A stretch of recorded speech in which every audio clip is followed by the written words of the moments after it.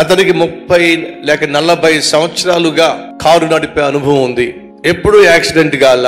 40 సంవత్సరాలుగా తాను కారు నడిపిస్తున్నప్పటికీ ఒక్కసారి కూడా కారుకి గీతబడలా. కాబట్టి అందరికి కూడా నమ్మకం ఏమిటాయా అంటే అతడు బహు ప్రావీణ్యత కలిగినటువంటి డ్రైవర్, అందులో సందేహం లేదు. కానీ ఒకరోజు ఘోరమైన యాక్సిడెంట్ అయింది, అక్కడికక్కడే చచ్చిపోయాడు. అదేమిటి, అంత ప్రావీణ్యత కలిగిన, అంత అనుభవం కలిగినటువంటి డ్రైవింగ్ చేసేటటువంటి వ్యక్తి ఇంత ఘోరంగా యాక్సిడెంట్ అయ్యింది ఏమిటి, చచ్చిపోయాడు ఏమిటి? 40 సంవత్సరాలుగా అద్భుతంగా అనుభవం కలిగి కారు నడిపించినప్పటికీ కూడా ఆ రోజు డ్రైవింగ్ చేస్తున్నప్పుడు జరిగింది ఏమిటంటే ఒక్క క్షణం కునుకుపాటు వచ్చిందట. ఏ పాటు? ఒక్క క్షణం కునుకుపాటు వచ్చి ఇలా అన్నాడు కారుని.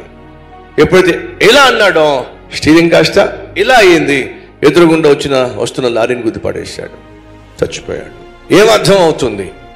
40 సంవత్సరాలు ఎంత అద్భుతమైన డ్రైవర్ అయినప్పటికీ ఒక్క క్షణం కునుకుపాటుకు లోనైనట్లయితే ప్రాణం పోతుంది. ప్రాణం పోయింది. అలాగే నువ్వు నేను మనం ఈ ఆధ్యాత్మిక ప్రయాణంలో ఎంత మంచి మనస్సు నీకున్నా, ఎంత మంచితనం నీకున్నా, ఎంత మంచి సాక్ష్యం నీకున్నా, ఒక క్షణం నువ్వు సైతానుకు అవకాశం ఇచ్చినట్లయితే వాడు 40-50 సంవత్సరాలుగా నువ్వు కట్టుకున్న నీ ఆత్మీయతను క్షణంలో నాశనం చేసి పడేస్తాడు. నీ సాక్ష్యాన్ని నేలపాలు చేసి పడేస్తాడు. నీ కుటుంబాన్ని విచ్ఛిన్నం చేసి పడేస్తాడు. నీకంటూ బ్రతుకు లేకుండా, భవిష్యత్తు లేకుండా చేసి పడేస్తాడు.